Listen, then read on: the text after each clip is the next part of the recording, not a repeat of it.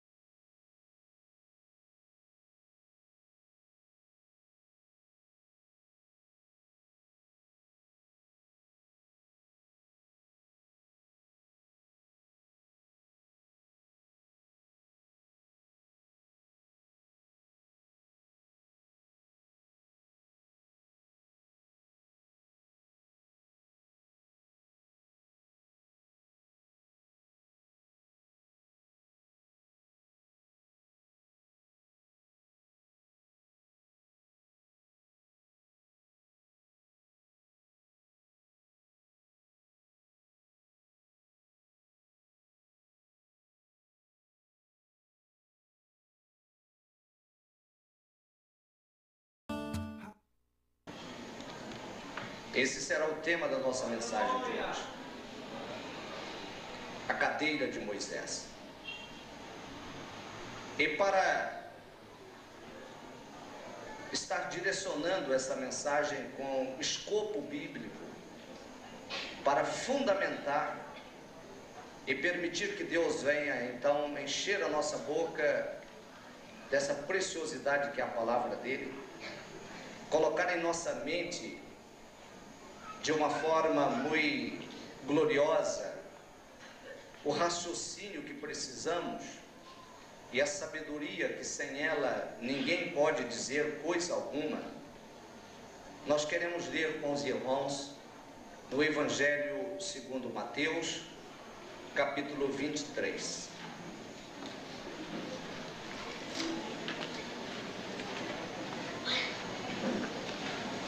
Nós vamos ler a partir do versículo 1.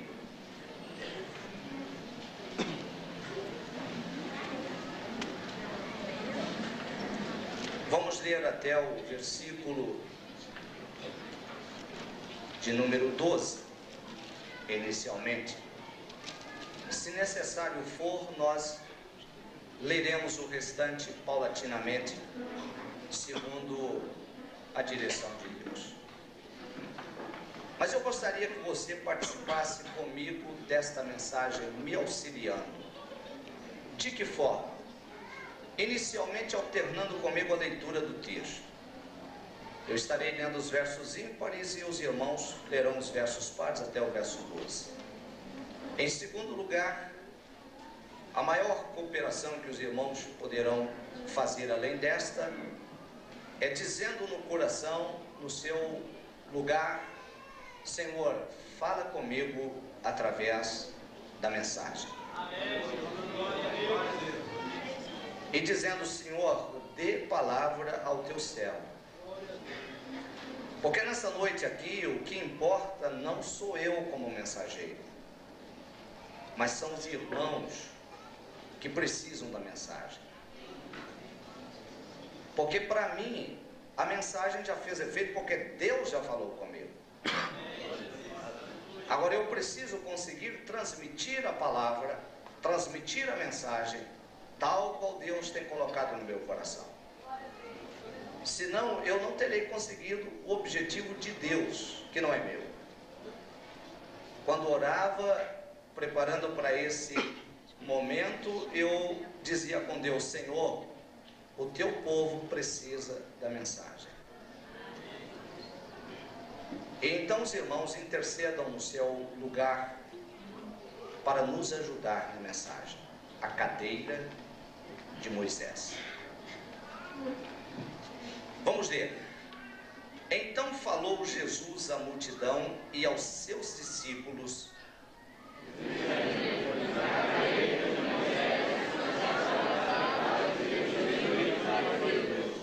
observai, pois, e praticai tudo o que vos disserem, mas não procedais em conformidade com as suas obras, porque dizem e não praticam.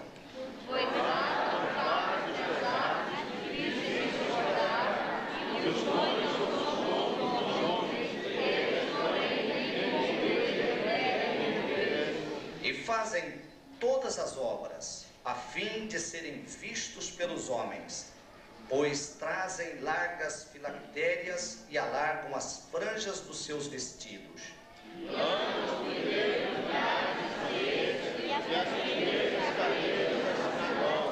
E as saudações nas praças, e os serem chamados pelos homens Rabi, Rabi.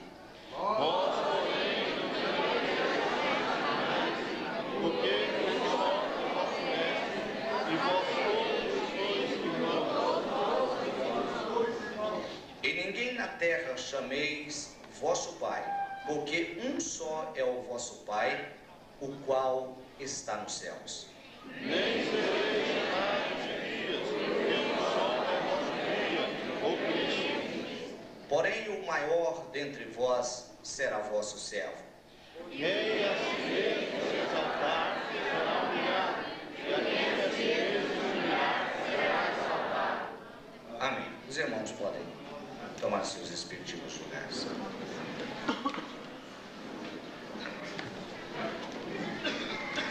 Pois bem, nós queremos falar sobre a cadeira de Moisés. Para os irmãos que já nos conhecem,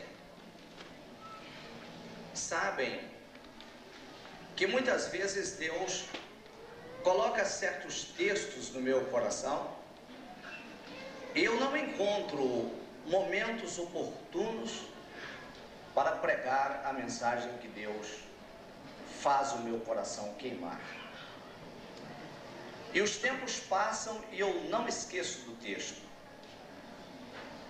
Não é que seria uma mensagem repetida, porque, como disse, nunca preguei sobre isso. Mas a primeira vez que Deus me fez enxergar esse texto, e os meus olhos de repente contemplaram de uma forma diferente o texto, e o meu coração incendiou com esse tema que eu estou definindo a mensagem, a cadeira de Moisés. As minhas mãos começaram a ficar ligeiramente molhadas de suor. Aquela característica própria de quando Deus está falando com o homem.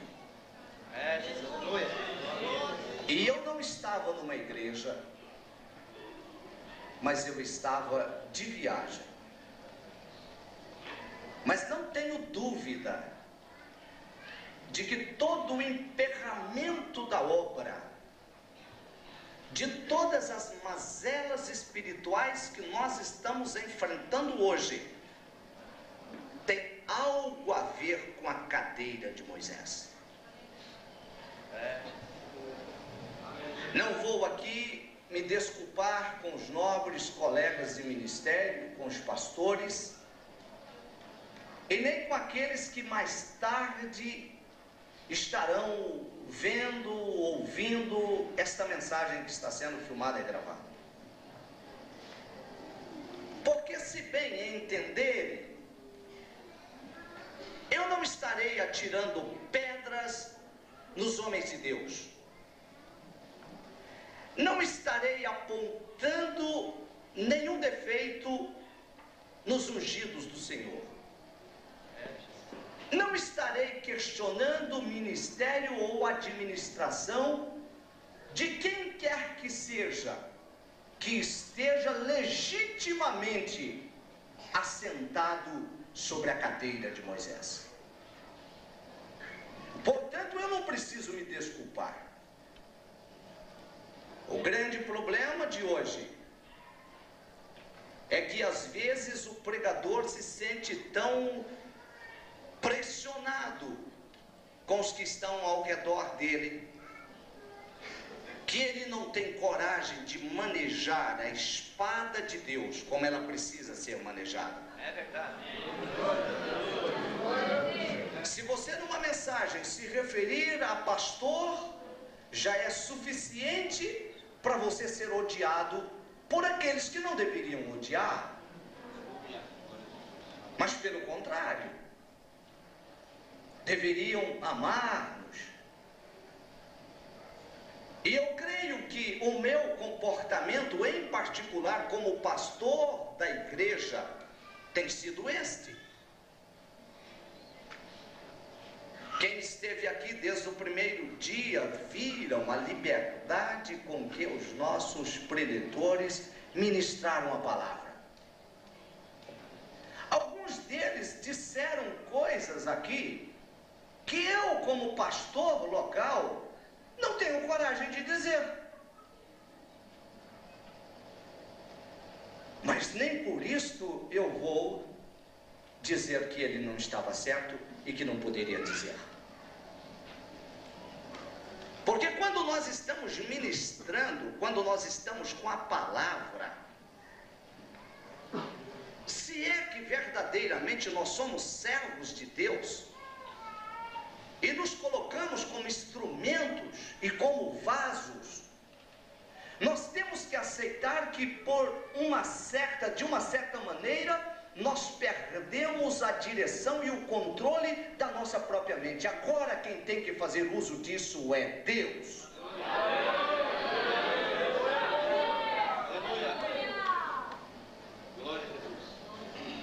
Então como eu posso questionar? Pelo contrário, no meu coração eu estava confirmando as palavras, é verdade.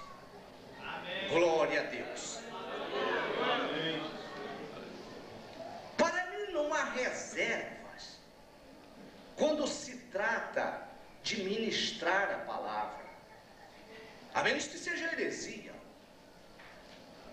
a menos que seja algo que não esteja na Bíblia. Caso contrário, quem se ofende com uma mensagem fundamentada na Bíblia, ele está automaticamente se denunciando que ele está na condição da mensagem que foi pregada. Porque quem quer que seja que pregue uma mensagem e fale dos pastores mercenários que são os montes que estão por aí, daí não sou eu. Pode falar. Eu testifiquei aqui nesta igreja que um dia, estando em uma sala de aula, agora recentemente, discutindo uma matéria que não tinha nada a ver com fé e crença, um daqueles alunos, meu colega, tomou a palavra e contou um escândalo terrível de um pastor aqui em Goiânia.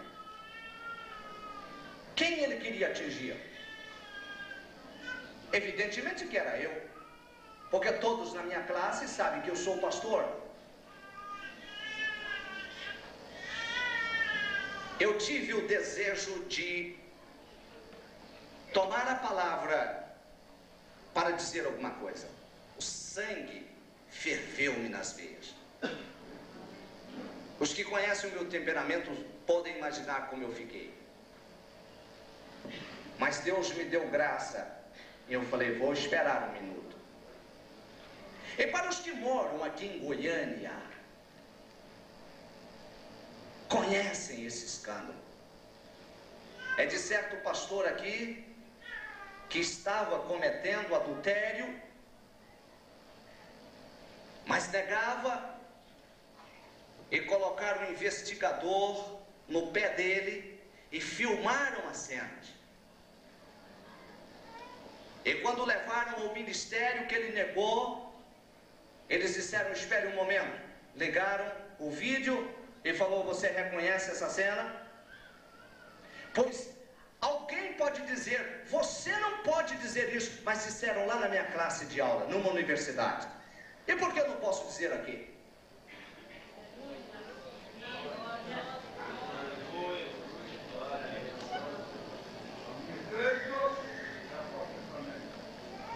Quando passou aquele momento que todo mundo ficou olhando para ver a minha reação, a aula prosseguiu, e quando chegou o momento ideal, eu solicitei a palavra.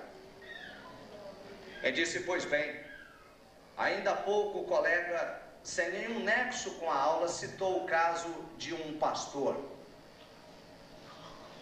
E todos vocês riram. Só que eu gostaria de dizer que um homem como aquele não merece o título de pastor, porque um pastor não faz um ato desse. Falei, digo mais, não precisa ser pastor para não fazer isto. Basta ser um homem que tenha moral.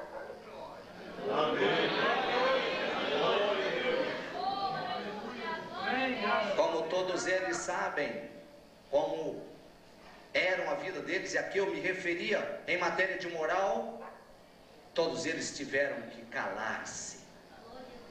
Ninguém pode atingir um ungido de Deus, um homem de verdade, um pastor que tem compromisso com o Senhor.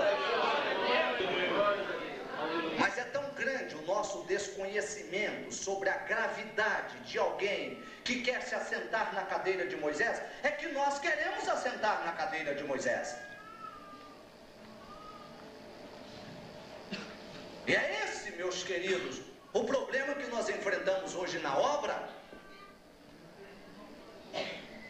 É esse o problema, porque nós não temos avivamentos nas nossas igrejas. É por isso que nós não temos a revelação de Deus nas nossas igrejas. É por isso que os crentes estão morrendo à míngua. Porque os que estão assentados na cadeira de Moisés não têm legitimidade para assentarem. Glória a Deus. Por que o senhor diz isso, pastor? Porque enquanto Moisés estava sentado na cadeira, Israel trilhou no caminho até entrar na terra de Canaã. É por isso que eu estou dizendo.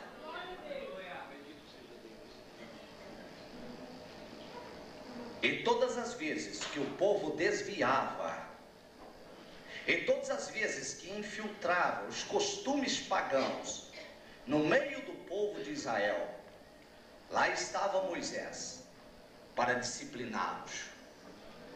E tem uma coisa, Moisés não ficava brigando com eles, não.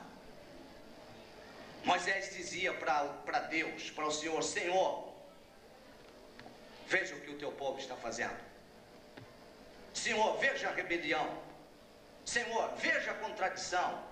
Senhor, veja a prostituição. E Deus dizia a Moisés, sai do meio desses rebeldes, eu os mato.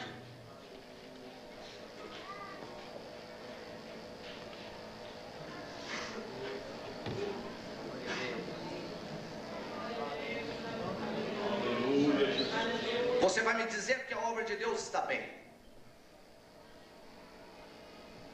Você vai me dizer que nós estamos desfrutando de todo o poder que Deus prometeu que daria à igreja.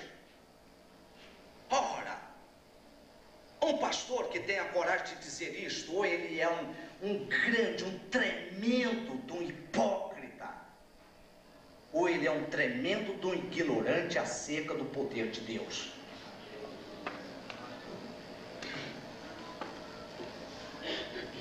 Nós estamos mal.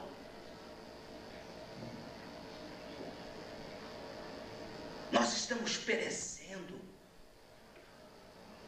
Nós estamos morrendo, senhores pastores.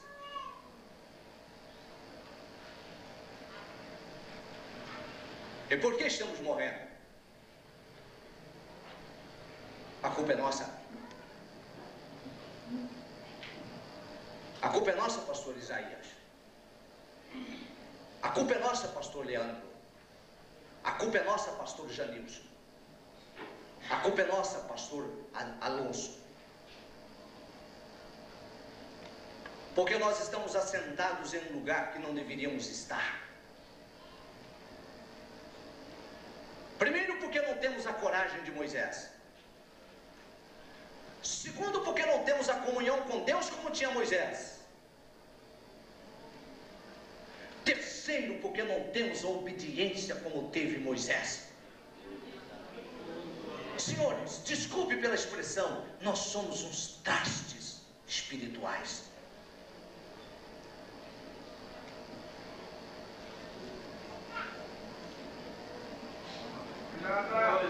Glória a Deus.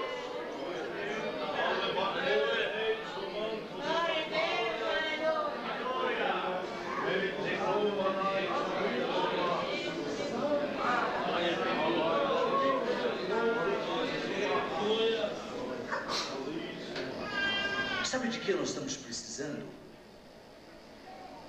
De homens preparados para se assentarem na cadeira de Moisés.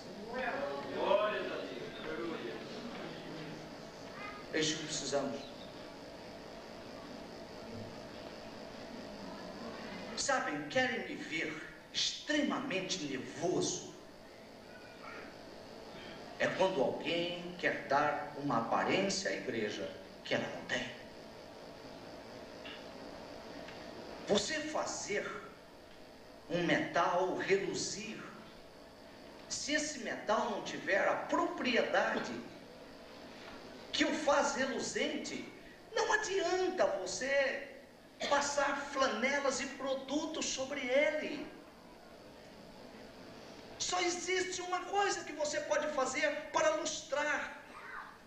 Quando você tem um metal que é falso, é você trocar esse metal. É você mudar esse metal. Ou pelo menos você revestir o metal que você tem, que não dá lustro, com um que pode ser lustroso. Sabe o que nós estamos precisando? Nós estamos precisando de nos revestir do brilho do Espírito Santo, que será capaz de fazer reluzir-nos diante dos púlpitos de Deus, para pregar ao povo o que eles precisam ouvir.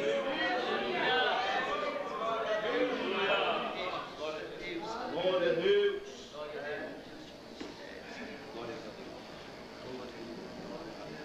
Glória a Deus. Mas a cadeira de Moisés hoje é cobiçada, porque ela é lucrativa. Ah, como é lucrativa! Todo mundo está querendo assentar na cadeira de Moisés porque ela dá carro zero, porque ela dá casa e dá aposentadoria para a viúva, ela dá fazenda, ela dá boi, ela dá comércio, ela dá luxo, ela dá vaidade, ela dá poder. Mas não é poder de Deus, poder para massacrar aqueles que estão abaixo de nós.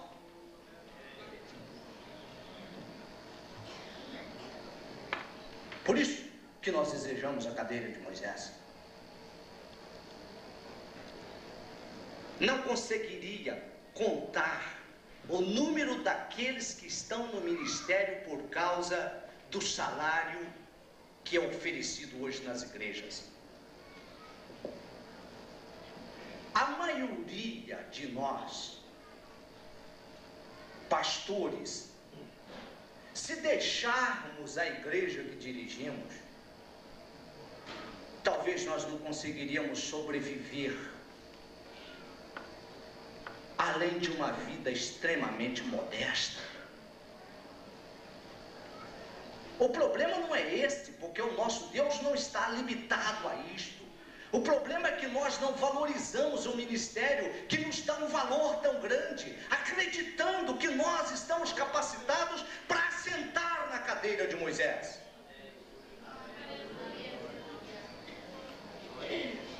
O problema é que nós estamos usando o ministério para nos enriquecer. É por isso que ouvimos aqui durante esses 2, 3 dias, dizendo que as pessoas que são abastadas, as ovelhas gordas, as ovelhas de lã compridas, não recebem a disciplina que precisam.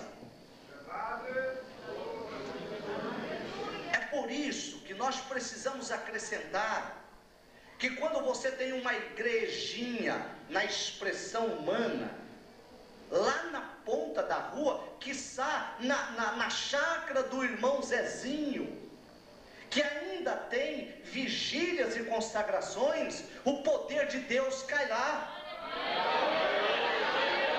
É porque o homem que está lá ainda está na dependência de Deus. Ele não sabe falar, mas ele está ligado com o céu que revela. E quando ele fala, o rebanho entende que é Deus que está falando, e ele consegue levar aquela meia dúzia de ovelhas a ouvir a voz do Todo-Poderoso, aquele que reveste de poder e de glória a vida das suas ovelhas.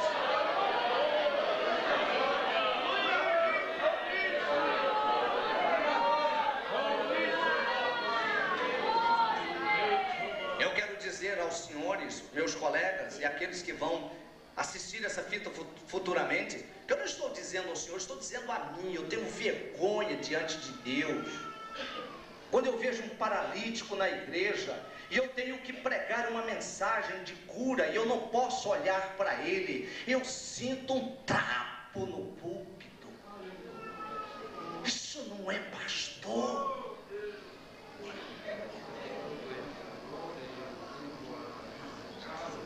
Nós ficamos arrumando desculpas porque Deus não opera mais. É mentira nossa. Nós temos que assumir que o problema é que nós estamos assentados quando não deveríamos estar assentados aonde nós estamos. Glória a Deus. Não temos vida com Deus. Não temos conhecimento de Deus. Não temos unção de Deus, não temos revelação de Deus.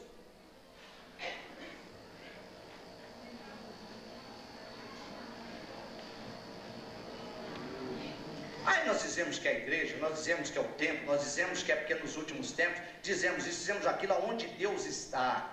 Até no último momento, último minuto antes do arrebatamento, se houver um homem com qualificações para estar assentado na cadeira de Moisés e tiver um paralítico, no último minuto antes do arrebatamento, ele vai dizer: levanta e anda, e o paralítico vai andar, porque Deus está na vida desse homem que está sentado sobre a cadeira de Moisés.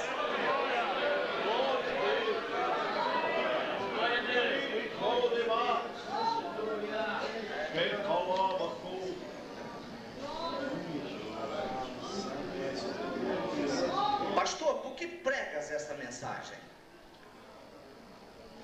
É porque não temos como chegar à verdade enquanto ela estiver encoberta. Talvez o que Deus queira é que nós, de frente para esse povo aqui, porque sinto envergonhado, nós façamos um propósito de emendar a nossa vida.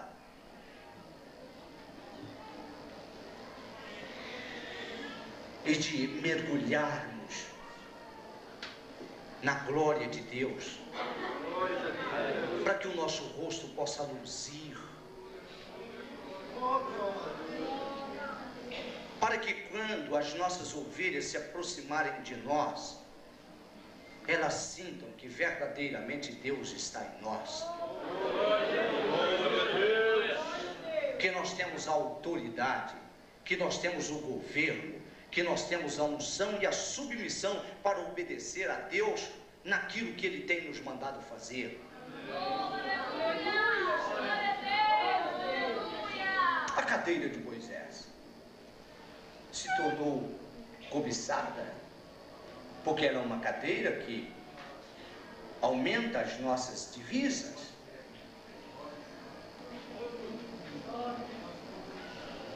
Quem teve a oportunidade de ler agora recentemente, para aqueles que ignoram e ignorarão o que eu estou falando aqui agora, os que moram aqui em Goiânia, eu não sei precisar o dia, mas não tem 15 dias, saiu uma matéria no Diário da Manhã, com um título bem grande: Pastor, uma profissão rentosa? Rentável? Não, eu não sei qual foi o título. Eu sei que tinha dois advogados conversando assim perto de mim, e um mostrou para o outro: olha aqui, pastor, uma profissão de ascensão. Em ascensão. Em ascensão. Como eu não vi o título, eu só vi, porque aí eu vi o comentário deles, e um falou assim: é isto que nos descrença com as religiões. Oh meu Deus, oh meu Deus.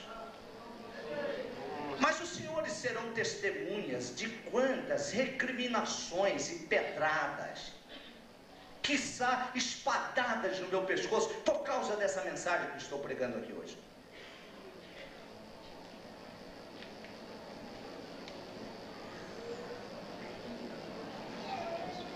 Podem me matar,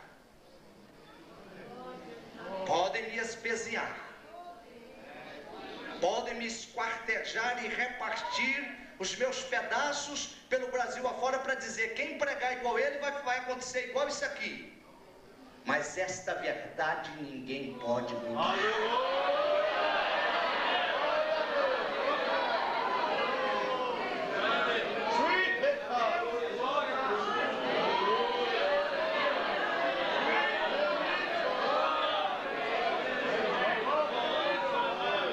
João Batista morreu, mas a verdade que ele pregou para Herodes continua sendo uma verdade até hoje: tu não te é lícito possuir a mulher do teu irmão. Quem pode revogar isso?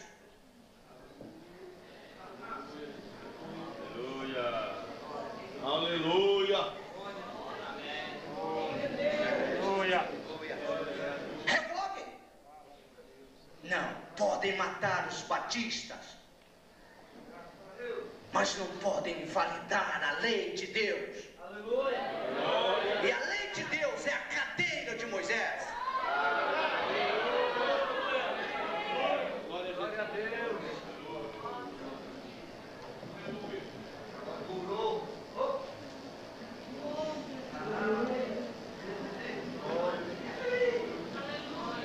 A cadeira de Moisés foi dado a ele, Moisés, por Deus.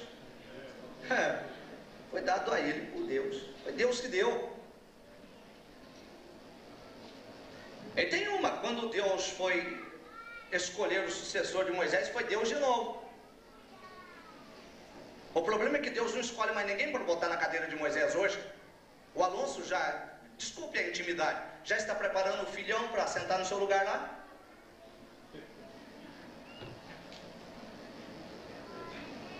O meu já está aí, não me larga para nada. Pai, quando é que eu vou sentar lá?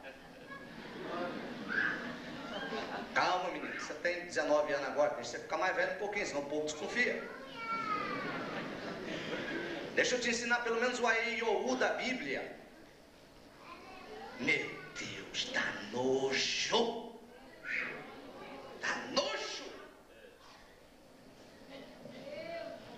Aleluia. Eu não posso suportar isso. Aleluia.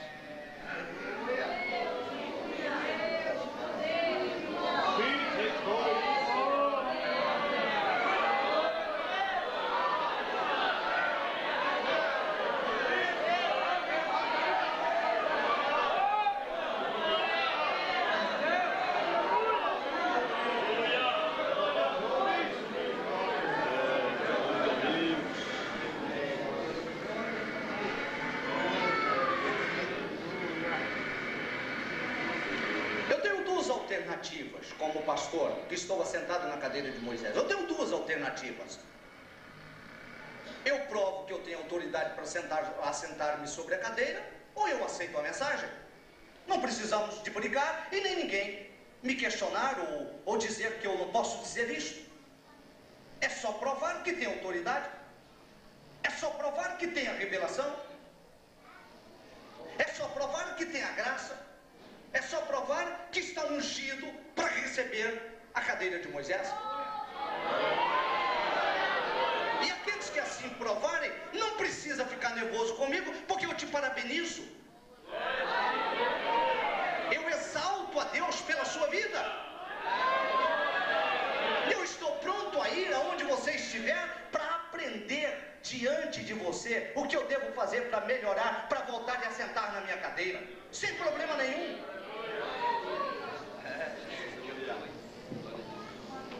Mas o problema é que nós não gostamos quando a espada nos atinge.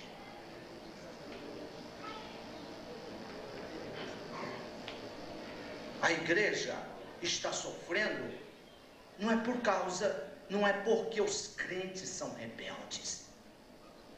É porque nós, os pastores, somos rebeldes. A rebelião está em nós. Está em nós.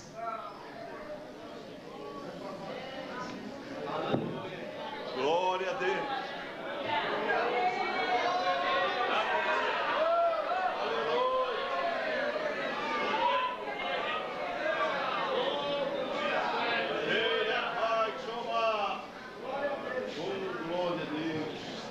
Sabe quando é que uma igreja começa a ter vida?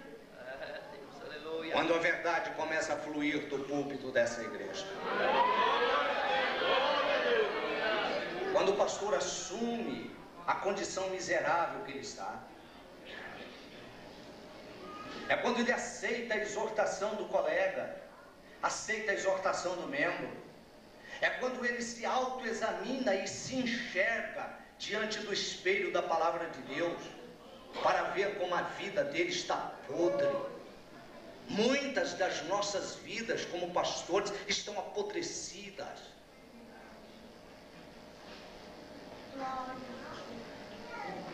O problema é que nós não podemos falar, irmão Joaquim, em lugar nenhum.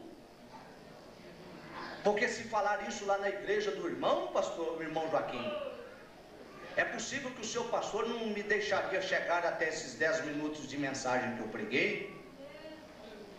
Ele já teria me mandado parar e talvez teria chamado até a polícia, ou talvez um médico dizendo que eu estava louco.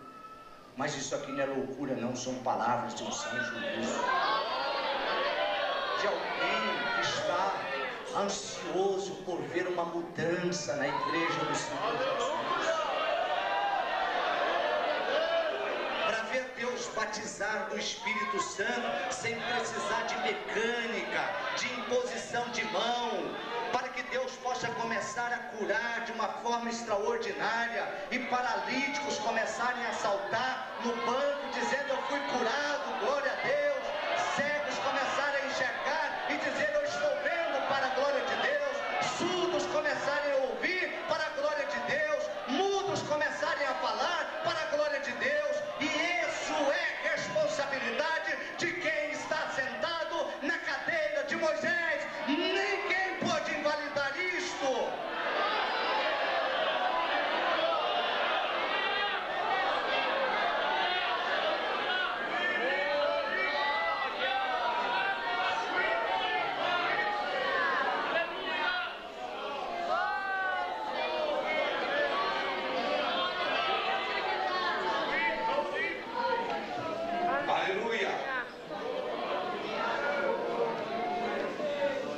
Aleluia.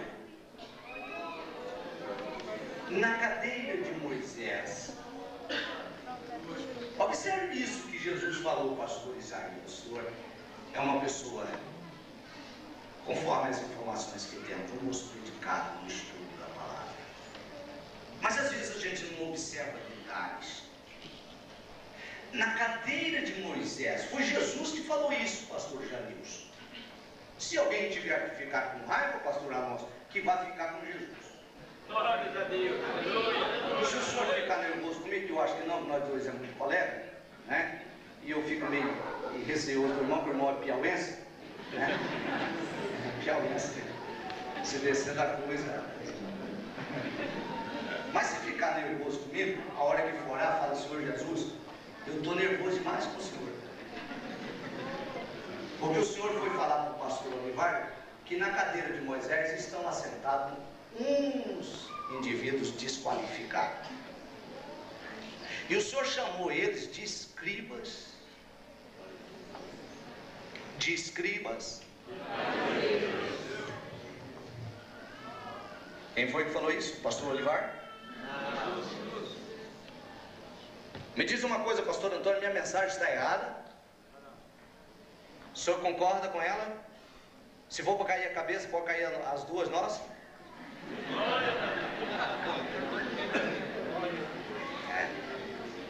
Pode, eu não sei onde é que vão achar o irmão, né? Para contar.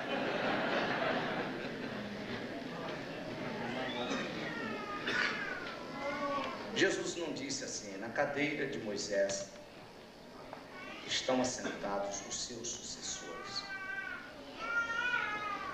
Ele falou, estão assentados os escribas e fariseus. Sabe o que ele está dizendo aqui? Olha, quem está guiando o meu povo é um grupo de pessoas letradas que conhecem a lei. E quem conhece a lei não pode errar, a não ser voluntariamente. Porque se conhece a lei, não pode ao mesmo tempo alegar ignorância da lei, porque conhece. Em segundo lugar, ele disse que estão assentados os fariseus.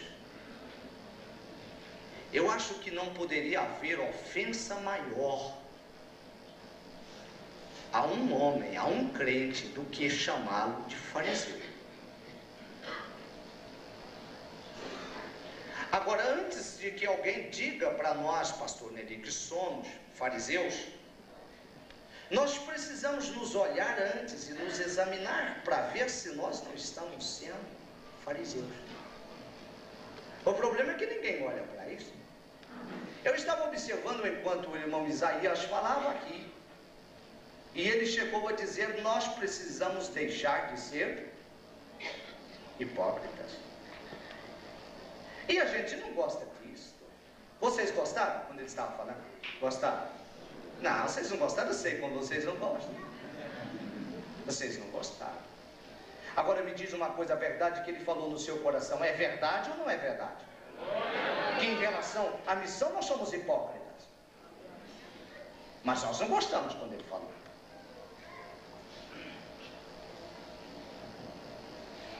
Na cadeira de Moisés estão assentados os escribas e os fariseus. Jesus não disse, estão assentados os meus servos, estão assentados os sucessores de Moisés, estão assentados os ungidos. Isso é que é lamentável. Jesus erra. Jesus erra. Esse tempo aqui era um tempo final, finalizando o tempo da dispensação de Israel, à exceção da última semana. E era natural que viesse uma apostasia entre o povo. Tanto é que Isaías já havia profetizado esse tempo, dizendo, olha, será necessário que eu envie o meu anjo diante da face do meu servo, para lhe preparar o caminho. Por quê? Porque só iria encontrar gente que conhece a lei, mas que estavam misturados com os fariseus. se você não pode compreender isso, mas nós estamos compreendendo. Não falta conhecimento hoje para os pastores, meu querido irmão.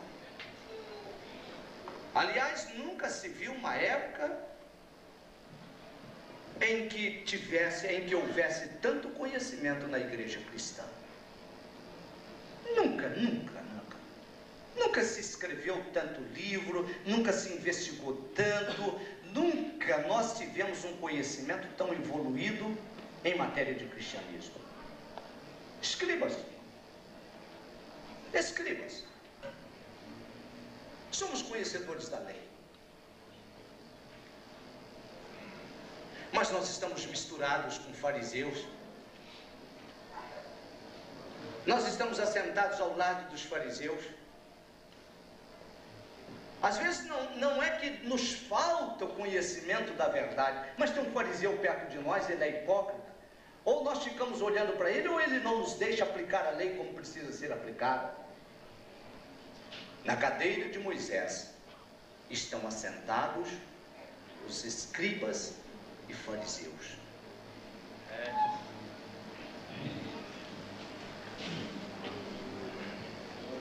Eu gostaria então de dizer que as mazelas que nós enfrentamos hoje, é por isso. Queremos retardar os efeitos da apostasia. É só colocar gente legítima assentada na cadeira de Moisés. É só uma que tem. É só uma. Aqui tem uma cadeira, na igreja ali tem outra, para ali tem outra. Em todas as igrejas tem uma cadeira de Moisés. E em cada uma delas está sentado alguém. Você é escriba ou você é fariseu?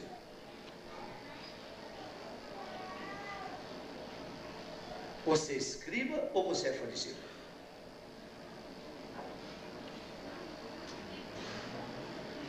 Primeiro, se conhecêssemos a responsabilidade que deve haver no homem para assentar-se na cadeira de Moisés, nós não quereríamos. Eu me lembro na minha ascensão ministerial, gente, que hora que eu comecei a pregar, hein?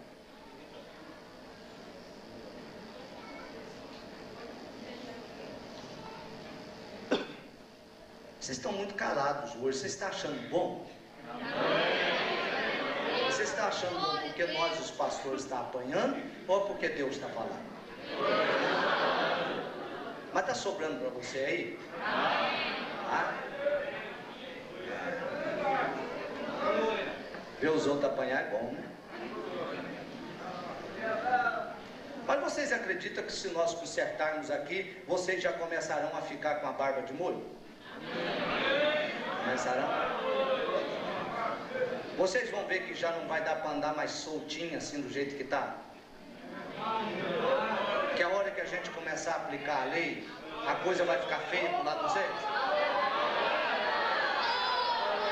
Vocês vão ter que perder, vão ter que mudar, se é que não estão sendo ovelhas, que estão sendo meio bode, vai ter que voltar a ser ovelha. Ou se ainda tiver pelo menos uma catinguinha de bode, vai ter que acabar com esse negócio. Usar um desodorante de ovelha. Então deixa Jesus acabar de tratar conosco aqui. E agora mesmo vocês vão sair daqui com temor para se consertarem. Porque vocês não estão contentes com a fé que têm. A maioria dos senhores e das senhoras não tem certeza de salvação. A maioria das igrejas hoje estão podres pelo pecado que está lá dentro.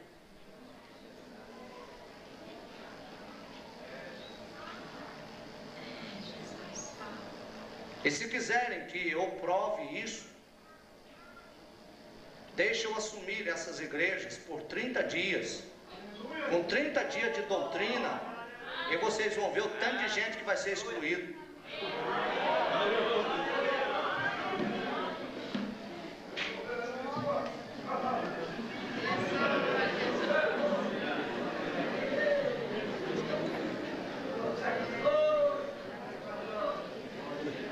Só tem uma coisa, irmãos. As coisas de Deus são sérias. Eu creio na operação de Deus. Tenho fé para acreditar na obra que Deus está fazendo no seu coração, na sua vida. Em você que está chorando na sua alma, que está sendo renovado nesse momento agora, porque você sabe que Deus é Deus que não muda. Ele te encontrou aqui hoje para dizer que você está errado.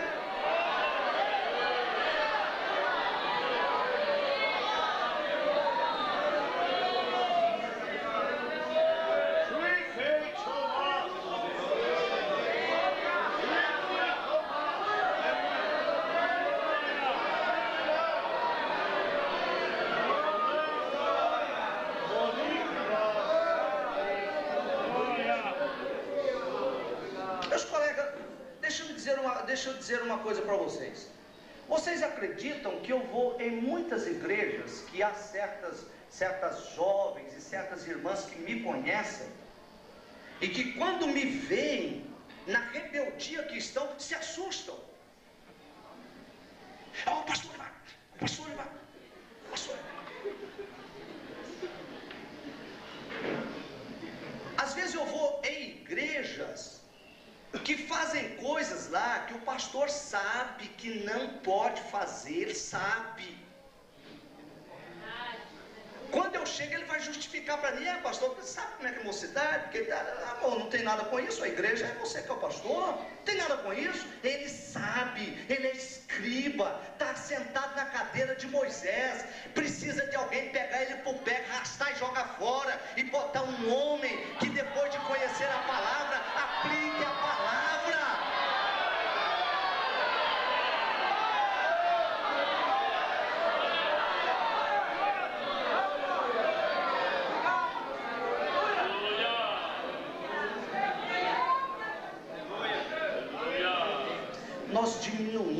Nós os pastores diminuímos o caráter e a santidade de Deus. Nós diminuímos.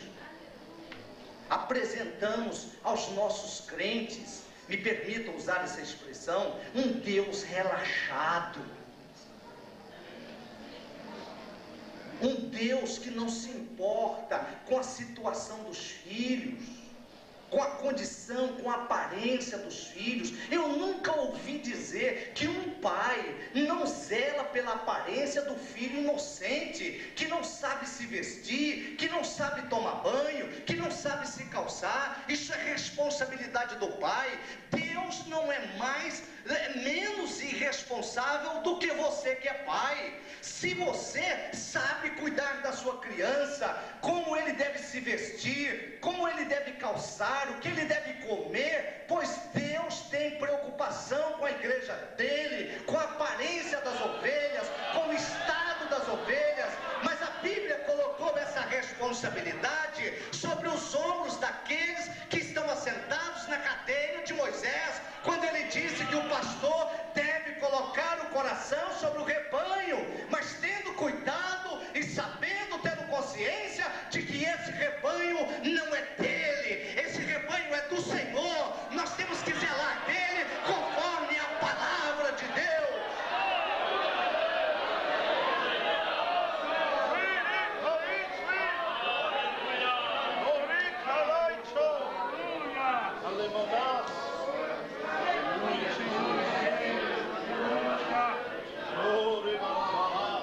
Eu preguei um dia numa cidade do interior de São Miguel do Araguaia.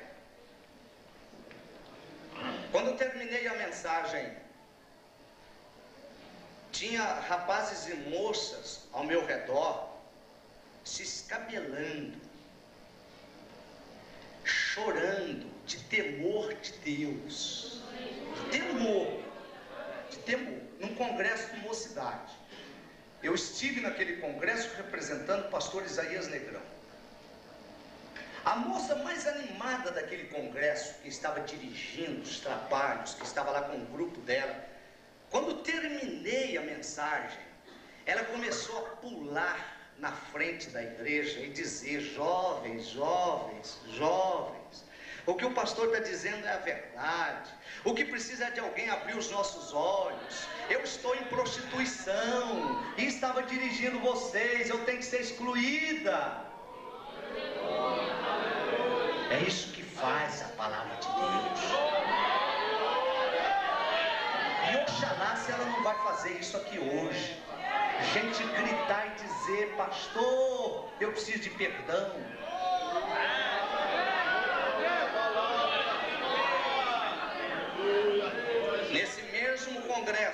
Nesse mesmo congresso, depois dessa moça, veio um rapaz, filho de um pastor, líder da mocidade na igreja dele.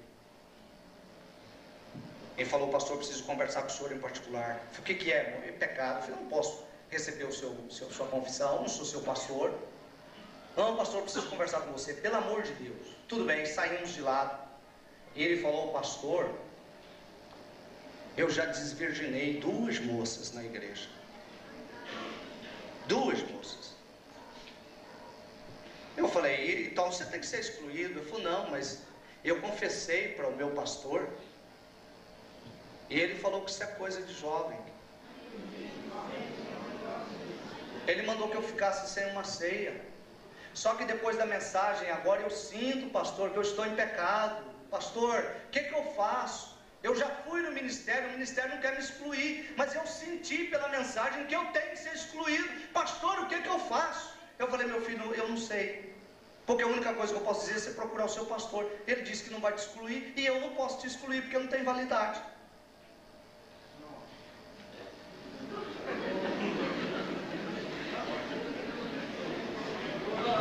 Vamos levar as coisas a sério. Oh, glória. É, aleluia. Porque quem sabe há pessoas aqui nessa mesma condição, que já confessou para o pastor e o pastor disse que não tem problema, mas a sua vida espiritual não conserta. Você não consegue ter vida com Deus porque você está em pecado.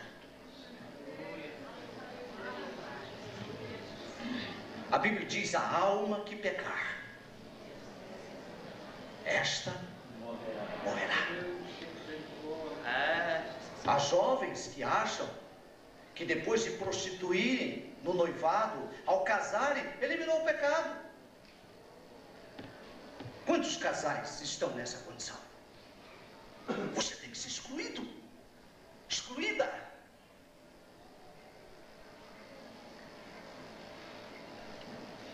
E se você estiver congregando com um pastor que tem autoridade para sentar na cadeira de Moisés, você vai ser excluída.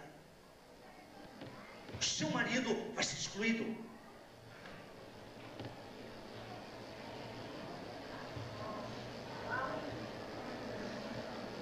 Ou porventura existe alguma coisa que elimina pecado senão a confissão e o arrependimento? Portanto, um casamento não pode eliminar o seu ato pecaminoso de quando vocês eram solteiros. Te ensinaram isso? Creio que não. Talvez disseram: não, vocês agora é casados, não tem problema.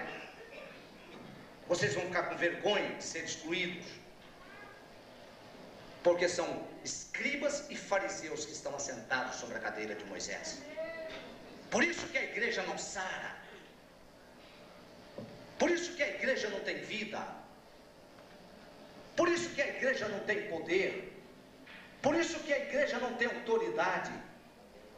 Por isso que os bandidos estão nos encurralando e nos aprisionando ao ponto de não nos permitirem passarem de certas horas da noite, ainda que seja para ir cultuar a Deus. Por isso que as leis dos países, do país, começam a reverter-se e começam a eliminar, a impedir a perpetuação dos nossos cultos, porque não temos autoridade.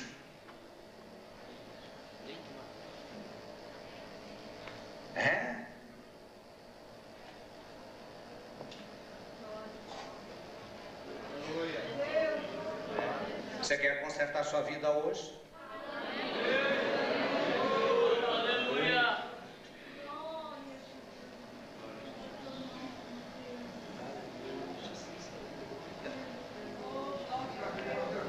cadeira de Moisés estão assentados os escribas e fariseus. Eu estou dizendo isso não. É só alguém provar que não é um escriba e que não é fariseu.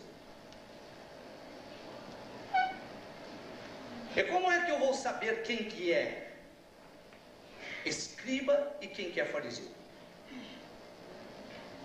Jesus dá características, Jesus não esconde nada. A revelação dele é completa.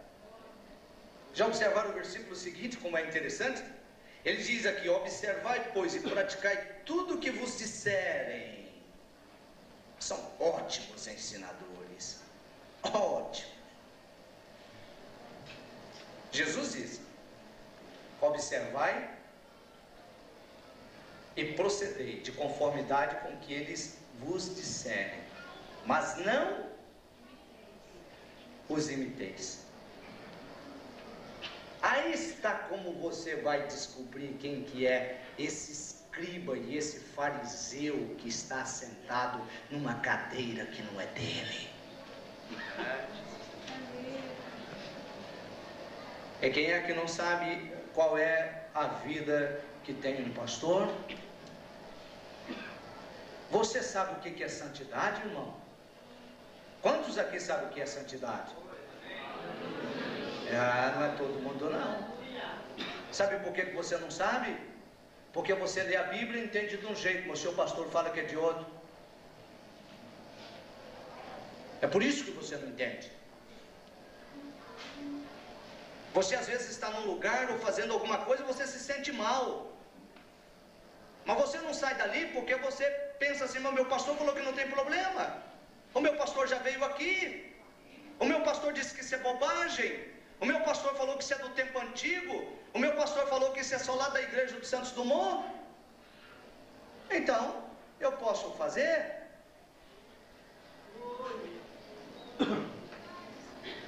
Quer saber quem são os escribas? São aqueles que dizem e não praticam.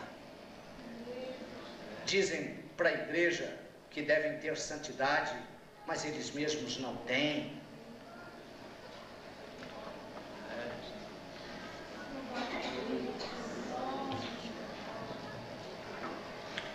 Sabem o que um colega meu disse-me? Que o pastor da igreja dele ensinou para os casais da igreja dele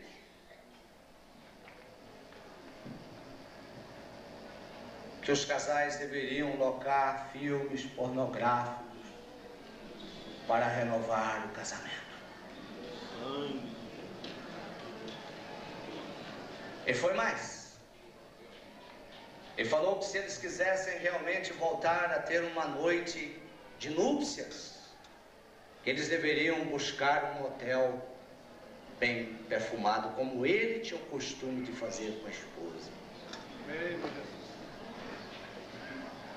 Se algum dia alguém se engraçar de querer levar-me a provar o que eu estou dizendo, aí vocês vão saber quem é.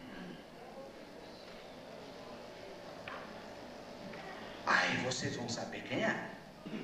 Porque tem uns engraçadinhos assim, né? Eles querem fazer a coisa e ficar tudo escondido. Ninguém toca. Tem gente que acha que eu sou besta. Sabe, Jesus da cabeça é para usar.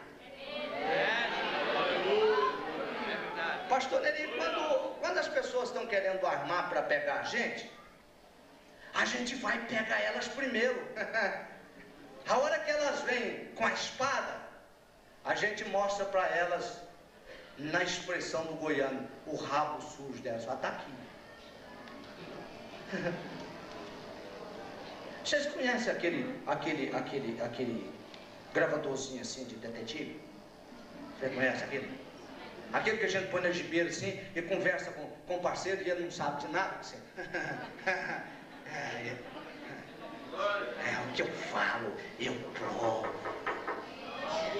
E olha lá que eu vou provar com a própria conversa do camarada. Fala aqui, ó, foi você que me falou aqui, ó. Escuta aqui, é sua voz. Vocês acham Acha que eu vou aceitar um soldado usado pelo diabo vir para cortar minha cabeça? Ele pode até cortar, mas olha que a dele cai primeiro.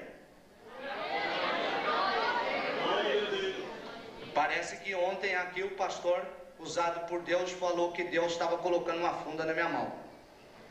E eu ainda não aprendi a usar essa funda, não. Mas a hora que eu aprender, eu não vou errar uma pedrada.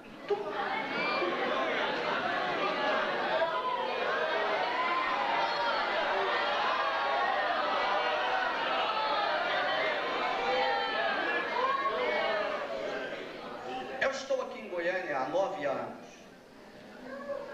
Mas eu estou escudado na palavra, estou escudado nas formas humanas de se defender.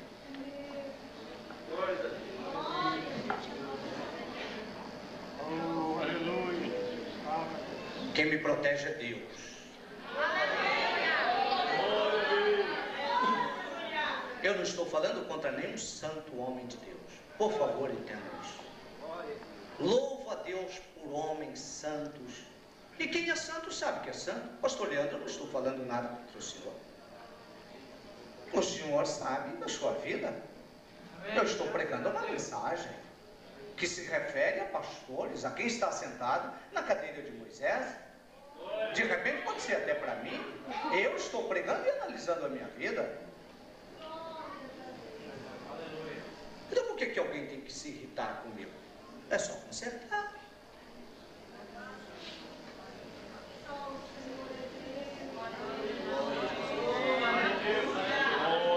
Se está indo num motel com a esposa, não vá mais. Isso não é lugar de crente. Se está vendo filme pornográfico, não veja mais. Se está conduzindo o seu rebanho com relaxo, então comece a aplicar a palavra de Deus. Você não precisa ficar com raiva de mim. Eu estou sendo seu amigo, te advertindo, dizendo a você que Deus não está contente com você. Não estou dizendo você que está aqui. Estou dizendo para quem essa mensagem servir hoje, amanhã, no futuro, daqui 10 anos, 50 anos. Só para isso. São para esses. Não estou ofendendo a nenhum amigo que é realmente um homem escolhido por Deus para ser o sucessor, para sentar-se na cadeira de Moisés.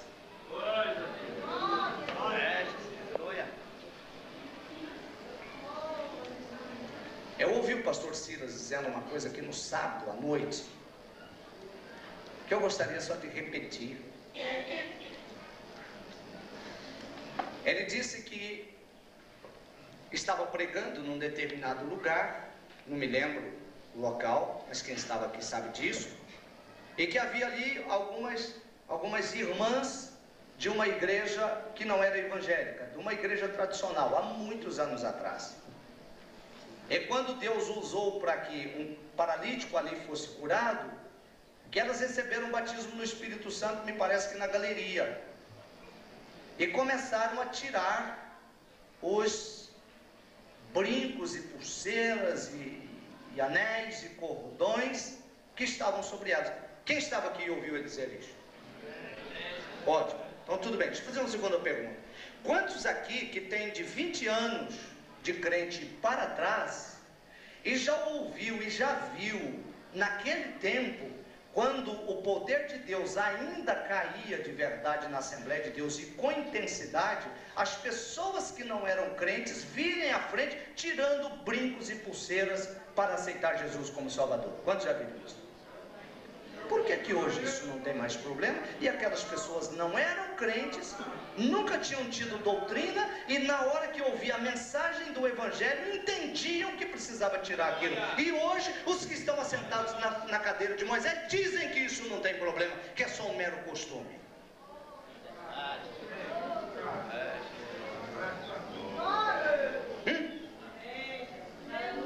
Qual o problema, pastor Janilson?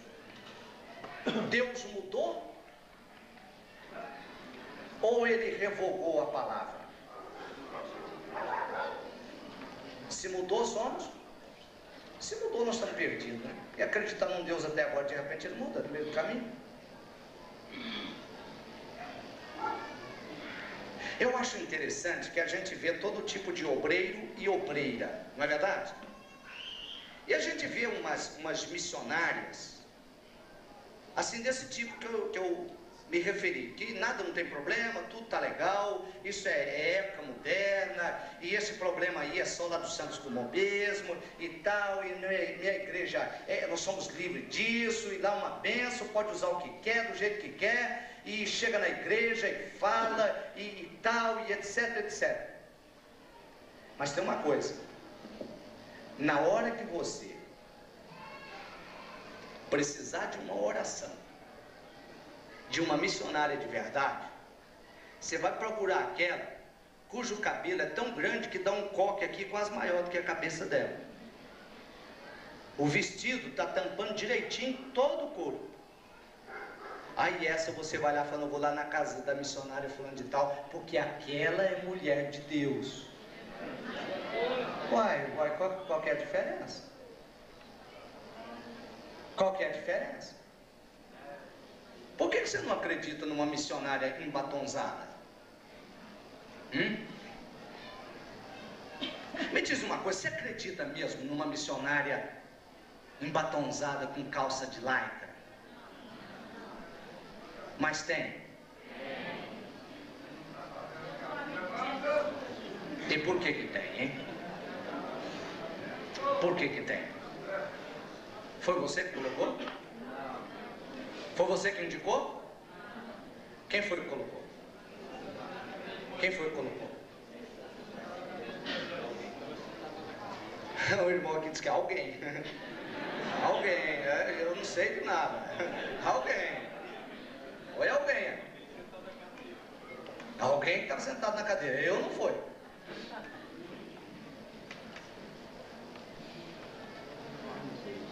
Vocês estão vendo como é séria a questão do Evangelho?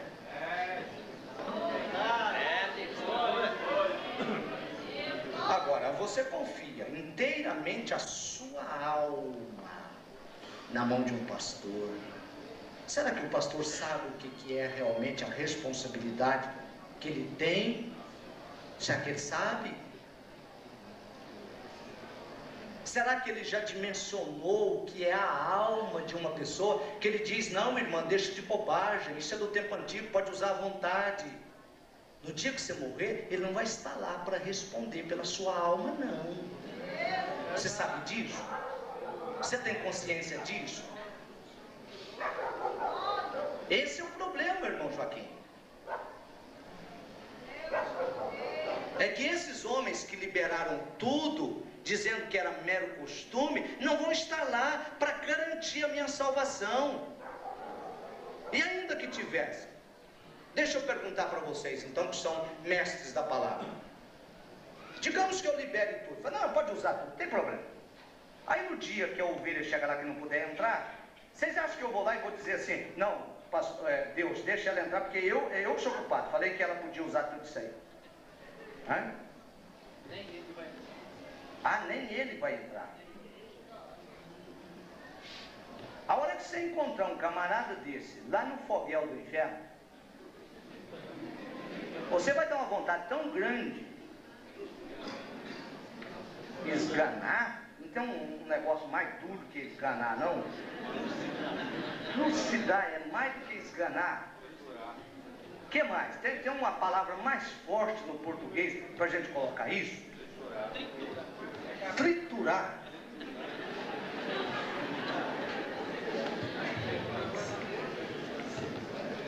Escanicar. Infeliz. Eu estou aqui porque você disse que não tinha problema. Eu perdi a minha salvação, não foi porque eu estava em adultério, não foi porque eu matei, não foi porque eu roubei, foi porque você disse que não tinha problema frequentar os balneários da vida, você falou que não tinha problema eu ir com a minha esposa no motel, você falou que não tinha problema eu usar roupa de homem quando eu era mulher, você falou que esse negócio de pulseirinha e de correntinha, isso não tinha problema, é por causa disso, seu infeliz, ah, se eu pudesse te pegar, só que você não pode, só que você não pode, você só tem a lamentar. a dizer: ai Deus, tem misericórdia, Deus. Você está rindo? Você está rindo? Acha que eu estou fazendo comédia com o preço da sua alma? Não.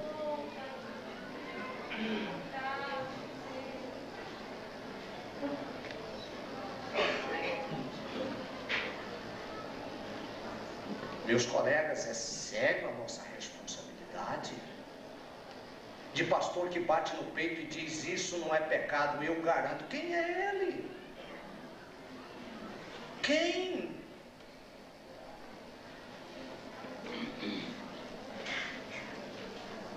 Será que tais homens, será que já leram o capítulo 19 de Mateus? Quando os fariseus chegam garbosos diante de Jesus e diz: não, mas Moisés permitiu. Moisés mudou e falou: mas olha o princípio, olha o fundamento da palavra. Ninguém pode mudar os fundamentos da palavra. O que Deus uniu, ninguém pode separar, nem Moisés. Nem Moisés. E sabe por que as nossas igrejas estão cheias de divorciados depois de crentes? Porque não tem quem ensina.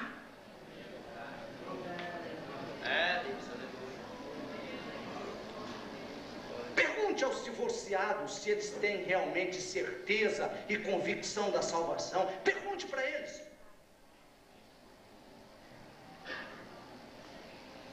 Pergunte. Você já perguntou?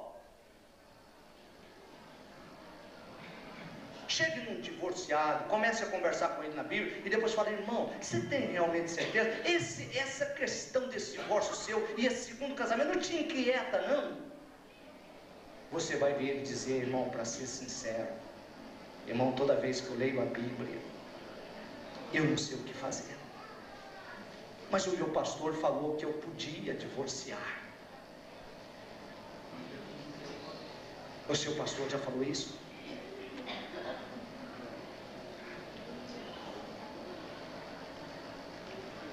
Pois o pastor dessa igreja não diz.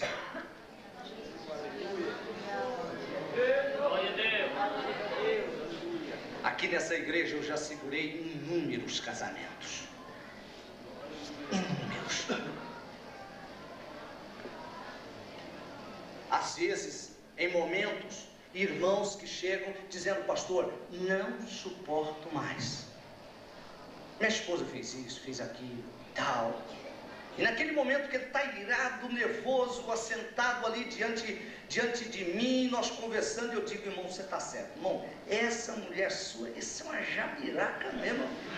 Nossa, se essa mulher fosse minha, irmão, mas você está certo, irmão, você não deu um estebefe nela. Não, pastor, eu aguentei. Não, mas irmão, mas como é que você aguentou? Irmão, se você não aguentava. E aí ele vai calmando. Então é assim, Eu falo: olha, irmão, só tem uma coisa.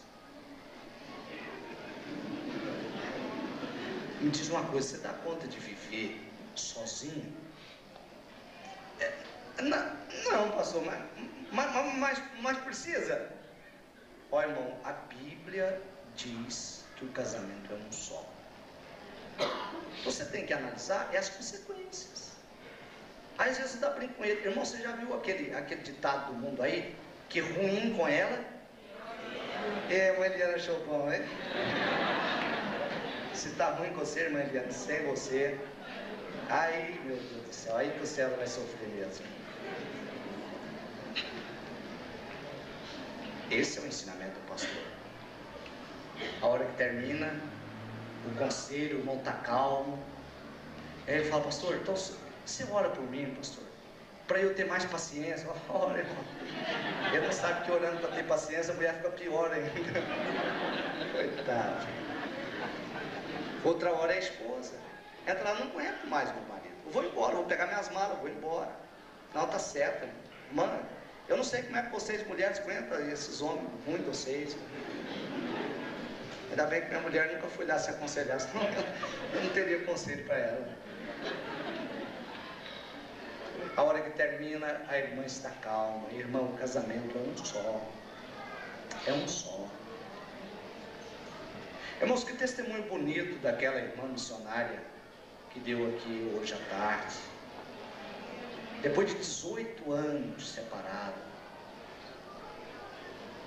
ela tentou casar com outro, Deus não permitiu. Ela estava lá em São Paulo, estava prontinha para ir embora para o exterior, casando com um italiano. Quem estava aqui à tarde ouviu. De manhã. De manhã, está ali a nossa irmã. Deus falou para mim assim: essa cruz é sua e não adianta jogar na porta de ninguém. Não, irmã, mas homem não é tão ruim assim. Cruz, irmão, você é uma cruz, irmão. Meu Deus do céu. Irmão, a cruz matou Jesus, irmão, sabe que não... Meu Deus do céu. Irmão, não tem nenhum homem aí que Deus já falou para você que sua mulher é uma cruz, não, para não nem empatar aqui. É dentro. Pois a irmã testificou que Deus disse a ela: volte, porque o seu está em Goiânia. E ela voltou, encontrou o marido bêbado, fétido, na lata de lixo, e ela foi pegar, cuidar dele. Hoje é crente, é diácono ou presbítero? Diácono, e tem o maior prazer em servir na igreja. Irmão, olha que coisa extraordinária. Isso é Bíblia. Isso é Bíblia.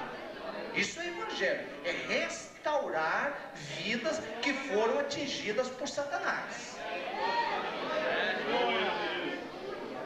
Não é aconselhar os irmãos da igreja a se divorciarem e ainda dar o cano na esposa, que a maioria que aconselha é isso. Aceitou o Evangelho em 1914. Como? Meu avô, quando aceitou o Evangelho em 1914, ele estava separado da minha avó há 10 anos. E Jesus o batizou com o Espírito Santo, encheu da graça e ele começou a trabalhar no Evangelho. E os missionários chegaram para ele: cadê sua esposa? Eu sou separado, vivo com outra mulher, o senhor não está autorizado para pregar esse Evangelho. Olha aí, irmão, o que é Evangelho? Vocês não ouviram, vou dizer, o avô dele aceitou Jesus em 1914, começo da Assembleia de Deus. E ele era separado da esposa há 10 anos. Naquela época não tinha divórcio, tinha desquite, era separado há 10 anos. E ele foi batizado no Espírito Santo e começou a trabalhar na obra. E aí os missionários daquele tempo chegaram para ele e perguntaram: cadê sua esposa? Ele falou: não, somos separados e vivo com uma outra esposa. Eles disseram: então você não está autorizado a pregar o Evangelho. Não é trabalhar, carregar banco e olhar carro e não sei o que. É pregar o Evangelho. Sob pena de você se tornar um escriba e fariseu que manda os outros fazer e você mesmo não faz. Para ele pregar o Evangelho, teve que voltar e se juntar com ela novamente, reconciliar e começar a vida de novo. Jesus a batizou com o Espírito Santo da minha avó antes dela aceitar Jesus em circunstâncias específicas. Olha só, teve que voltar para a velhinha dele. Irmão, tem gente hoje, se for para ele voltar com as velhinhas deles, que eles estão com mulher tão nova que eles desviam, mas não voltam. A coitada da velhinha deles é um mulambinho já. Está casado com menina de 18, 20, como é que volta, irmão? Sem o efeito da palavra não volta. Agora, se a palavra for aplicada, vocês vão ver revertermos esse quadro, e vocês vão ver Deus se alegrar conosco e batizar no Espírito Santo em todo culto e todo ajuntamento que nós estivermos, para glorificar o nome do Senhor Jesus.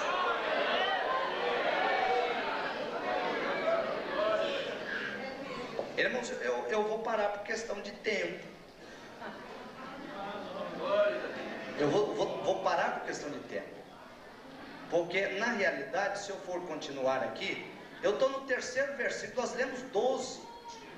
O capítulo, irmãos, é 38, 39 versículos. Vocês aguentam?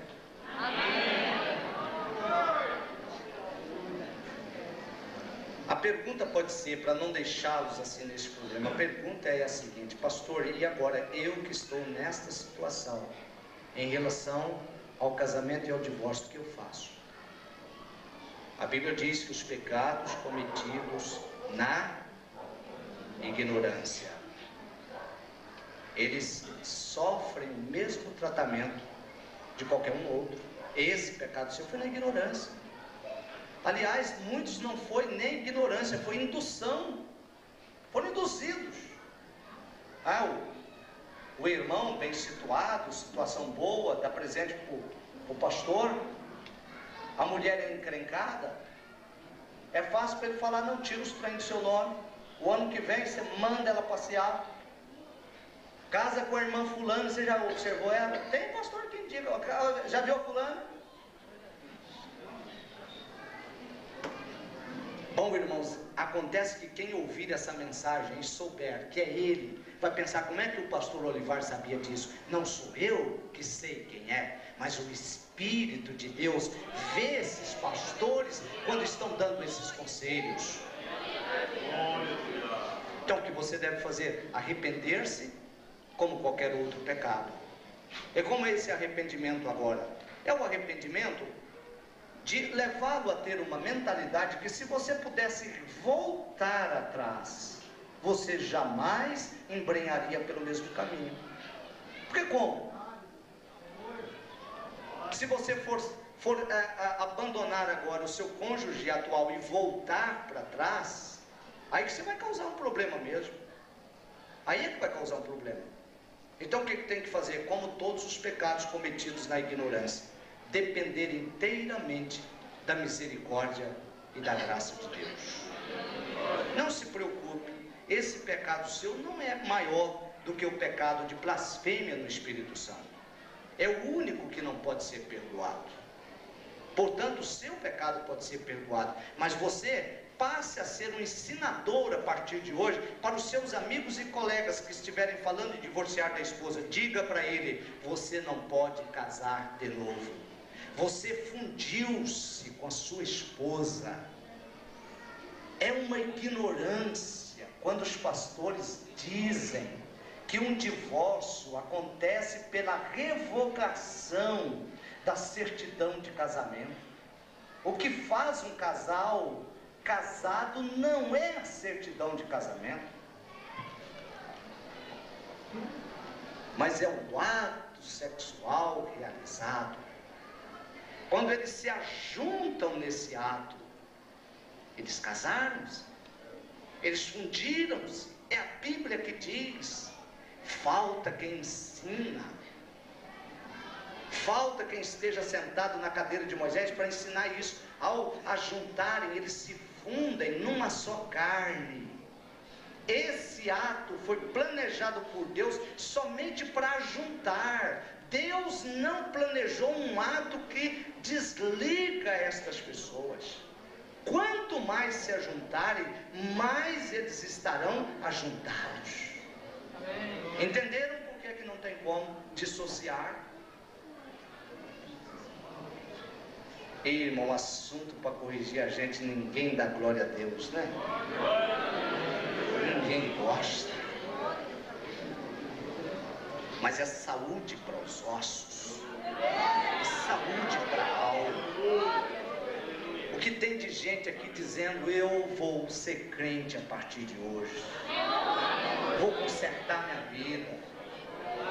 Irmãos, eu encontro vários que dizem: olha, pastor, eu estou relaxado hoje, porque relaxei por causa das igrejas desse tempo, relaxei por causa dos ensinos desse tempo. Olha, pastor, quando eu aceitei Jesus eu não era assim não, pastor, eu não fazia isso não. Acontece que eu estou num lugar, pastor, que eu tentei ser crente, mas me criticaram, falaram que eu era um quadrado, ninguém queria conversar comigo, cantearam, me deixaram de lado, disseram que eu era uma crente boba, me disseram que eu era uma crente feia, disseram que eu ia perder meu marido. E mulher, quando fala que ela vai perder o marido, ela avança na vaidade. E é por isso que as mulheres de hoje estão ficando perdidas, estão perdendo a alma. Você perde o seu marido entrando pelo caminho da vaidade. Aprenda isso, minha irmã, bota isso na sua cabeça. Quem segura o seu marido ao seu lado é o Deus que te entregou ele.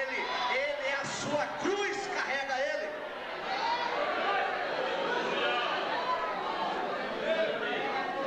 Não é cruz? Então carrega.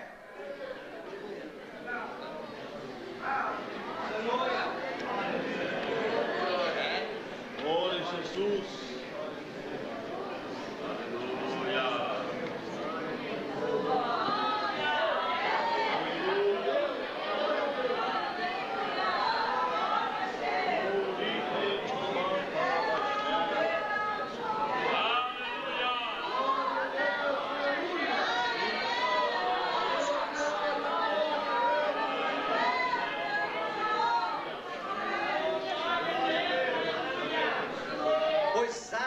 Fardos pesados e difíceis de suportar.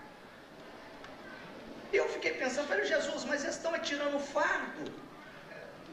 Olha, eu não entendi isso aqui. Eu perguntei para Deus, mas o fardo hoje está leve para esses crentes, mas hoje está tudo beleza. A menos que isso aqui foi escrito para mim, né? Que eu é que dizem por aí que eu boto um fardo pesado demais nos crentes, que eles não estão quase dando conta de carregar. Deus me livre, você é crente, Santos Dumont? Pastor Olivar, que ele é um coronel, que ele é um carrasco. Você dá conta de ser crente lá? Os irmãozinhos aqui, a gente vai lutando. Vai lutando. Aí eu fiquei inquieto, falei, Senhor, vocês sabem que várias vezes eu já pensei, gente, eu estou botando fardo pesado demais no povo mesmo. Ué, mas todo mundo diz que eu estou errado. Os meus colegas parece que não tem esse problema. Tudo tranquilo, as igrejas deles enchendo. Irmão, misericórdia, estou aqui há 10 anos, irmão, 9 anos, essa igreja não cresce, irmão. Irmão, o crente chega aqui no domingo, ele só vai a primeira semana, o primeiro culto de doutrina, ele some, muda do bairro. Vai ter um livro isso aqui.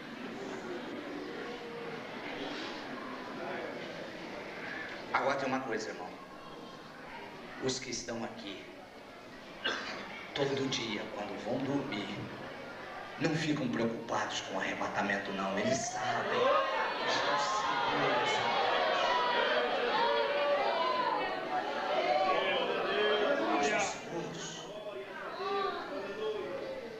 Os casais são ensinados aqui a ter um relacionamento respeitoso, a terem um leito sem mácula. Os namorados aqui namoram à vista de todo mundo aqui, à frente nesse pátio. Moça aqui que deixaram o rapaz pegar na mão dela, não casa nesse altar enquanto eu for pastor. Aqui não. Aqui não.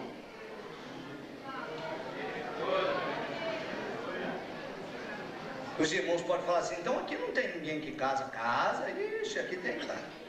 Não casa mais porque aqui falta rapaz. Eu não sei o que acontece, mas que o rapaz não conversa. Não sei se é as moças que não andam orando. Tu quanto a igreja tem tuiado de moça e não tem rapaz. Não sei onde é que está esse rapaz. Moça casar aqui, maquiada? Não, arara, mulata não casa em altar, não. Que casa é gente. Glória a Jesus. Do jeito que, rosto limpo, do jeito que nasceu. Ah, pastor, é para tampar a mancha. Escuta, você vai tampar a mancha a vida inteira do seu marido? Não vai. Ele vai descobrir sua feiura. Não. Desculpa, você não vai ter jeito de tampar.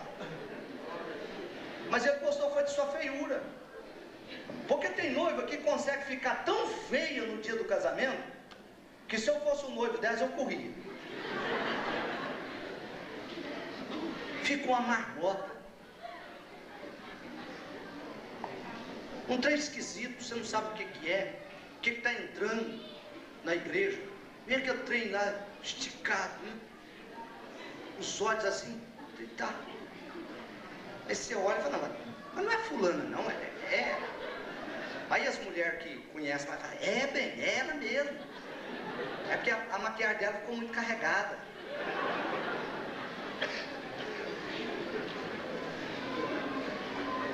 Você sabe o que acontece? Se eu fosse rapaz, eu não casava com uma moça dessa, porque eu sei lá que é filha de Labão e tá empurrando a Leia em mim.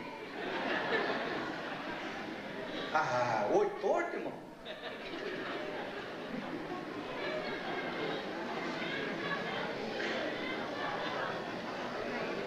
Irmão, se pudesse casar e fosse descalço ainda, e fosse eu ainda ia falar para casar descalço, porque com o recurso que tem hoje, sabe lá que vem uma tolando, irmão?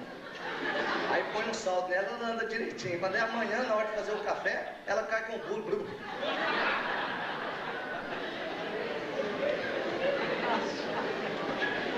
Porque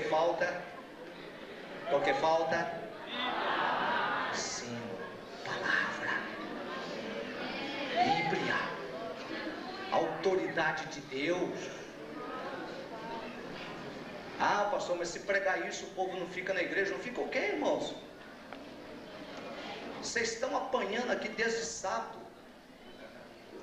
e largaram os outros lugares aí light, né? Esteve um crente light, largou tudo e veio para cá. Eu tenho um colega que veio para Goiânia, veio do interior, e assim que veio, ele foi para uma determinada igreja e disse para mim, falou, pastor, lá para a igreja onde eu fui não é fácil não, porque ele veio do interior e tinha uma certa diferença bem acentuada. Falou, só tem uma coisa, pastor, eu não vou ceder. Eu falei, cede, você cede. Eu não, cede. Você vai mudar de igreja? Não. Eu falei, então você vai ceder. Vai, não vai. Era meu amigo, sempre que encontrávamos aí pela rua de Goiânia, conversava comigo, pastor Dolfiro. Falei para você que eu não vou do pastor Dolfiro. Quando ele me encontra agora, ele corre. Porque mudou. Teve um outro que veio também do interior e chegou para mim e falou, pastor, eu queria ser igual ao senhor, pastor. Eu queria ser livre igual ao senhor, de fazer igual ao senhor, pastor. Ninguém te obriga a fazer nada. Eu falei, você está enganado, irmão. Quem é que te obriga? Eu falei, Deus. Tudo que eu faço é obrigado por Deus. Agora, homem não. Homem não. A menos que seja na sujeição da palavra. Caso contrário, meu irmão,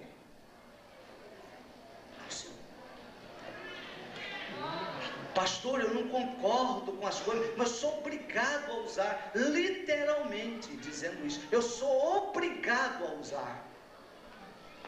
Pastor Neri ser escravo de homem, pastor Neri ser obrigado a ir para atender caprichos humanos. Deus não me chamou para isso não. Não, meu irmão, isso não é crença. Você não está salvo. Você que está nessa condição não está salvo.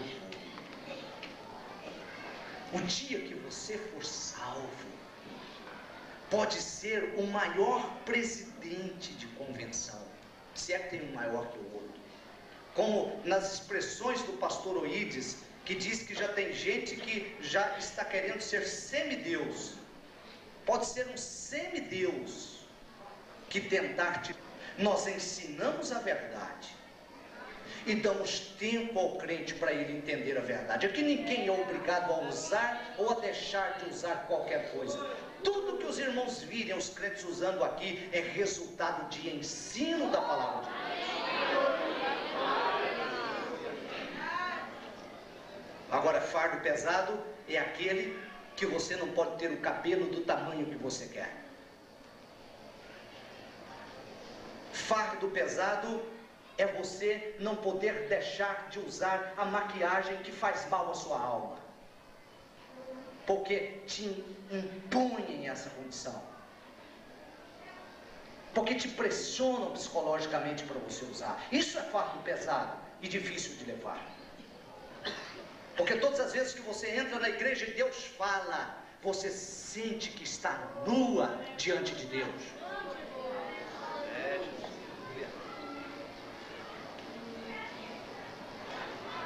Agora aqui não, aqui o crente tem liberdade. Há pessoas que chegam aqui, usam tudo isso. De repente um dia fala, pastor, não vou usar isso mais não. Ué, não? Então ótimo, então não use mais. Agora nós pregamos e dizemos, isto é pecado. Eu quero que me provem que não é. Não é eu que tenho que provar que é, não. Eu quero que me provem que não é. Agora tem um ditado, pastor, nada a ver. Tem nada a ver? Nada a ver. Eu só gostaria de perguntar uma coisa. Me falem vocês que são cultos em matéria de artes. Me diga qual é o quadro de um autor que custa milhões nos dias atuais. Um autor, um artista, pintor de... Quem? Ah, não dou conta de falar esse nome não. Não, esse é do passado. Ciron Franco. Muito bem. Vocês acham que alguém ousaria comprar um quadro de Ciron Franco ou desses outros aí que disseram que minha cabeça não cabe essas coisas, né?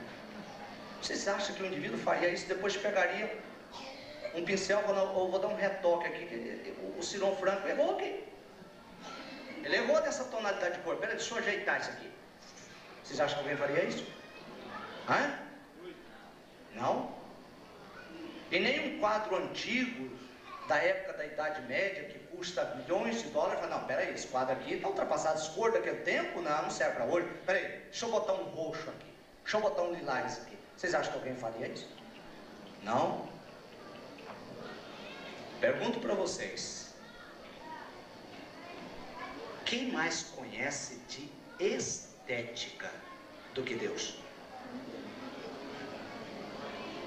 O quadro mais perfeito que existe de um rosto é chamado Mona Lisa.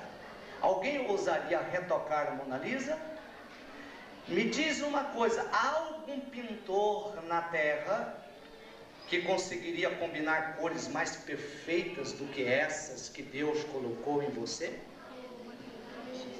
Do que Deus colocou em você?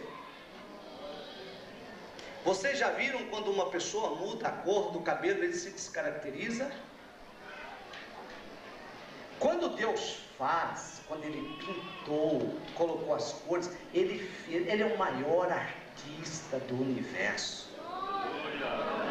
Me diz uma coisa, você quando descolore, ou que reboca-se, você não está dizendo, Deus não sabe nada, não entende nada de cor. Os meus lábios deveriam ser mais roxos, os meus lábios deveriam ser mais vermelhos, a minha pele deveria ser mais colorida. Você, criatura, está questionando o que o Criador fez. Você tem autoridade para isso? Você é um louco, você é uma louca. Sabe o que a Bíblia chama isso? Rebelião. Sabe o que é rebelião? Pecado. Pecado de quê? Feitiçaria. É como pecar de feitiçaria. Olha só o que está acontecendo na igreja. Será que Deus quer ver os filhos dele nessa condição, meus irmãos? Me diz uma coisa, você aceitaria suas criancinhas que você tem pequenininha sair para a casa do vizinho e quando voltar está tudo suja de coisas pegajosas e às vezes até nocivas à pele deles, você aceitaria isso? Ou você iria lá tirar uma satisfação com o vizinho e dizer: você não tem o direito de fazer isso com as minhas crianças? E quem vocês acham que está fazendo isso com os filhos de Deus? Reflita sobre isso. Na cadeira de Moisés estão assentados os escribas e fariseus. Observai tudo que eles vos mandam fazer, mas não procedais de conformidade com eles, com os atos deles, pois atam fardos pesados e difíceis de serem levados. São esses fardos que você já não suporta mais, que sua alma não suporta mais, que ela geme, que ela está angustiada, que provocou um vazio dentro de você. Sabe o que está faltando na sua vida? Está faltando a unção de Deus, está faltando o poder de Deus. Eu exagerei, mas eu espero que você esteja saindo daqui alimentado. Amém, Jesus, aleluia. Revitalizado espiritualmente. E se isso tiver acontecido, então Deus terá cumprido através de mim a missão pela qual Ele colocou no coração para que eu estivesse pregando hoje.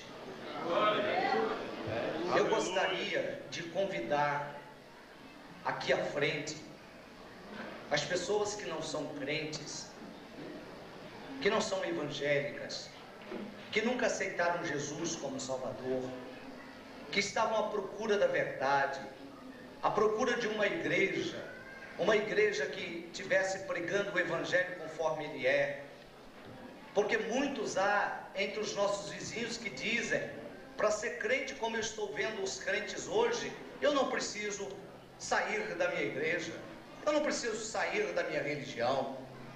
Mas se você quer realmente aceitar Jesus como Salvador para viver uma vida espiritualmente séria, eu quero convidar você para vir aqui à frente, aceitar a Cristo Jesus como Salvador da sua alma, como Salvador da sua vida.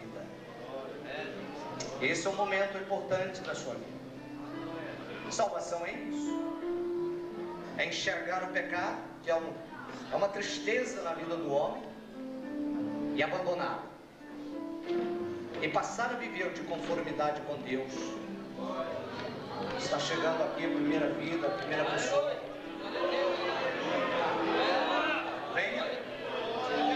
Venha ser crente, crente de verdade, crente de verdade. Não quero deixar ninguém enganar. Se você escolher essa igreja para ser crente, aqui você não vai usar maquiagem, aqui você não vai usar roupa imoral, aqui você não vai usar roupa transparente, aqui você não vai provocar ninguém. Pastor, você está começando a doutrinar antes da hora, que não vem mesmo. Não, é porque aqueles que estão em busca da verdade virão.